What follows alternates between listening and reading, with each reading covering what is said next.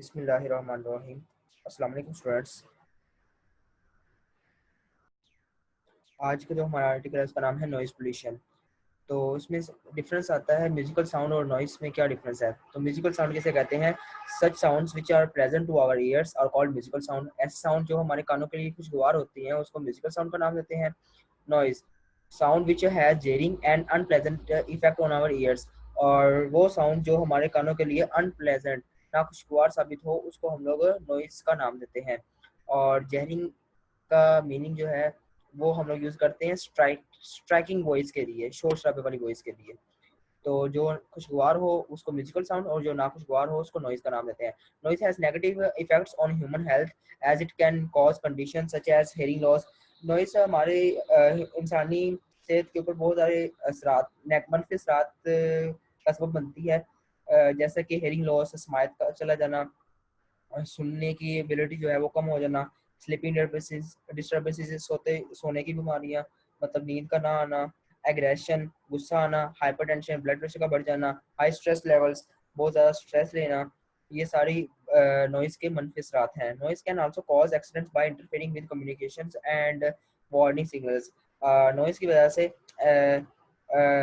Noise जो है accident का भी सबब बनती है। किस तरह से कि जैसे कि इंटरफेयरिंग विद कम्युनिकेशंस, कम्युनिकेशन में जो मुदाखलत होना और वार्निंग सिग्नल जो होते हैं उसमें मुदाखलत होना शोर की वजह से, इसकी वजह से एक्सीडेंट्स का भी सबब बन सकती है noise. Importance of acoustics. Acoustic protection किसे कहते हैं? द टेक्निक और method used to absorb undesirable sounds by soft and porous surfaces.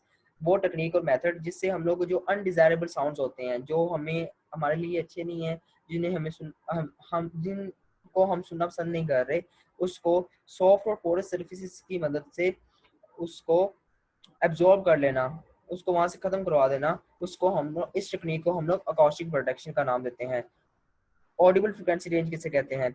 The range of the frequencies which a human ear can hear is called Audible frequency range. Frequency की वो range जो इंसानी कान जो है वो सुन सकता है उसको हम लोग ऑडिबल फ्रीक्वेंसी रेंज का नाम देते हैं।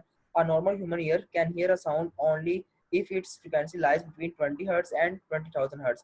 एक इंसानी कान जो है वो 20 हर्ट्ज से लेकर 20,000 हर्ट्ज तक की फ्रीक्वेंसी की रेंज में वो साउंड सुन सकता है। In other words, human ear neither hears a sound of frequency less than 20 hertz nor sound of frequency more than 20,000 hertz. इंसानी कान 20 से कम और 20,000 से ज़्यादा की फ्रीक्वेंसी की साउंड जो है उसको सुन नहीं सकता। Different people have different range of audibility. जो मुख्तलिफ लोग होते हैं उनकी रेंज ऑफ ऑडिबिलिटी भी डिफरेंट होती है। It also decreases with age. ये एज के साथ क्या होती जाती है? कम होती जाती है। Young children can hear sound of 20,000 hertz.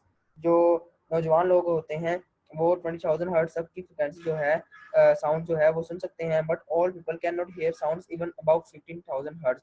लेकिन जो और बूढ़े लोग होते हैं वो 15,000 से भी ज़्यादा की फ्रिक्वेंसी सुन नहीं सकते। Ultrasound sounds of frequency higher than 20,000 hertz which are inaudible to human ear are called ultrasound or ultrasonics। वो फ्रीक्वेंसी की रेंज, साउंड की फ्रीक्वेंसी रेंज मतलब कि 20,000 हर्ट्ज से ज़्यादा हो, जो कि इंसानी कान के लिए इनऑडिबल और इनऑडिबल हो, उसको हम लोग अल्ट्रासाउंड या अल्ट्रासोनिक्स का नाम देते हैं। इसके यूजेस क्या क्या हैं? Uses of ultrasound. Number one, ultrasonic waves carry more energy and higher frequency than audible sound waves. Ultrasonic wave जो होती हैं, ऑडिबल साउंड वेव जो होती है उसकी निस्बत ज़्यादा एनर्जी और फ्रिक्वेंसी कैरी करती हैं। Therefore according to the wave equation v is equal to f lambda, the wavelength of ultrasonic waves is very small. इसकी वेवलेंथ स्मॉल होती है and is useful for detecting very small jars, और small जर्स को detect करने के लिए use किया जाता है इसको। Ultrasonics are utilise in medical and technical fields. Ultrasonics को हम लोग मेडिकल टेक्निकल फील्ड्स में भी इस्तेमाल करते हैं। इन मेडिकल फील्ड में अल्ट्रासोनिक, मेडिकल फील्ड का पहले हम लोग इस्तेमाल ले लेंगे, उसके बाद टेक्निकल फील्ड का। In medical field ultrasonic waves are used to diagnose and treat different elements. मुख्तलिफ बीमारी को हम लोग के इलाज के लिए हम लोग अल्ट्रासोनिक्स का यूज़ करते हैं। For example, for diagnosis of different disease, मुख्तलिफ डिजीज़ की डायग्नोज करने के लिए, उनको तशखीस करने के लिए हम लोग यूज़ करते हैं। Ultrasonic waves are made to enter the human body to transmitter. हम लोग ट्रांसमीटर के जरिए अल्ट्रासोनिक्स को ह्यूमन बॉडी के अंदर जो है वो भिजवाते हैं, एंटर करवाते हैं। These waves are reflected differently by different organs. ये वेव जो होती हैं ये मुख्तलिफ ऑर्गन से रिफ्लेक्ट होती हैं, टिश्यूज और ट्यूमर से। The reflected waves are then amplified to form an image of the internal organs of the body on the screen। जो रिफ्लेक्टिव वेव्स होते हैं उनसे हम लोग स्क्रीन पर इमेज लेते हैं, जो ऑर्गन्स होते हैं जहाँ से टकरा के वापस आती हैं। Such an image helps in detecting the defects in these organ, तो वहाँ से हम लोग उनकी तशखीस करते हैं कि इस ऑर्गन में क्या खराबी है, क्या डिफेक्ट है। Germs and bacteria in liquids can also be destroyed by using high intensity ultrasonic waves. Liquid के अंदर जो जर्म्स होते हैं, बैक्टीरिया होते हैं, हम लोग हाई अल्ट्रासोनिक वेव से उनको किल करवा सकते हैं। Powerful ultrasound is now being used to remove blood clots form in arteries. जो पावरफुल अल्ट्रासाउंड है उनसे हम लोग जो ब्लड के क्लॉट बन जाते हैं आर्टरीज में, उनको रिमूव करवा सकते हैं। Ultrasound can also be used to get the pictures of thyroid gland for diagnosis purposes. हम लोग थायराइड ग्लैंड जो होती है उनकी पिक्चर लेते हैं अल्ट्रासाउंड साउंड की मदद से, फिर उनको डायग्नोस करते हैं। थायराइड ग्लैंड मतलब गले के मतलब होता है ये। Ultrasound is used to locate underwater depths or is used for locating objects lying deep on the ocean floor. हम लोग समुद्र की गहराई में जो ऑब्जेक्ट्स होते हैं उनको पता चलाने के लिए भी इसको यूज करते हैं। द टेक्निक इज कॉल्ड सोनार। इस टेक्निक को हम लोग सोनार का नाम देते हैं। SONAR, sound navigation and ranging. The sound waves are sent from a transmitter and receiver collects the reflected sound. इसको ट्रांसमीटर के जरिए भिजवाया जाता है और रिसीवर के जरिए कलेक्ट किया जाता है। The time lapse is calculated knowing the speed of sound in water. जो टाइम गुजरता है वो कैलकुलेट किया जाता है समुद्र के अंदर, पानी के अंदर। The distance of the object from the ocean surface can be estimated, तो वहाँ से हम लोग फॉर्मूला अप्लाई करके वहाँ से उसका डिस्टेंस भी कैलकुलेट कर सकते हैं। इससे रिलेटेड हम लोग न्यूमेरिकल्स भी काफ़ी हद तक सोल्व करेंगे। Sonar sonar ranging is also used to see the shape and size of the object. Sonar ranging से हम लोग शेप और साइज भी मालूम कर सकते हैं किसी भी ऑब्जेक्ट का। cracks appear in the interior of the moving parts of high speed heavy machines such as turbines, engines of ships and airplanes due to excessive use। तो कहते हैं कि कुछ मशीनरी होती है जैसे कि शिप्स होते हैं, एयरप्लेन्स होते हैं, टर्बाइंस होते हैं, वहाँ पर दरारें पड़ जाती हैं, तो हम लोग उनका पता चलाने के लिए भी इस टेक्निक को यूज़ करते हैं। These cracks are not visible from outside but they can be very dangerous। ये हमें बाहर से नज़र तो नहीं आते लेकिन बहुत ज़्यादा खतरनाक होते हैं। जैसे समुद्र में एक शिप है, बहरी जहाज़ है, वो वहाँ पे फ्लोट कर रहा है, तो वहाँ पे अगर दरार आ जाती है तो वो उसके लिए बहुत बड़ा खतरा है, तो जिससे बचने के लिए हम लोग इस टेक्निक का यूज़ करेंगे। Such cracks can be detected by ultrasonic. Ultrasonic मदद से ये क्रैक जो है डिटेक्ट किए जाएंगे।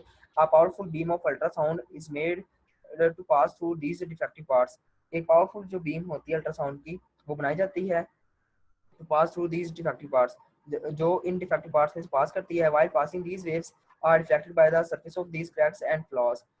इनमें से कुछ वेव्स होती हैं वापस रिफ्लेक्ट हो जाती हैं, कुछ पास कर जाती हैं। The comparison of the ultrasonic waves reflected from decks and from the surfaces of these parts can give a clue of the extents of cracks। जो तो वापस मुड़ के आ जाती हैं, वहाँ पे कोई दरार वगैरह नहीं होती, जो इसमें पास कर जाती है वहाँ पे कोई ना कोई डिफेक्ट होता है, जिसको वहाँ पे जो है हम लोग मैनेज करके इसको क्लेरिफाई कर सकते हैं।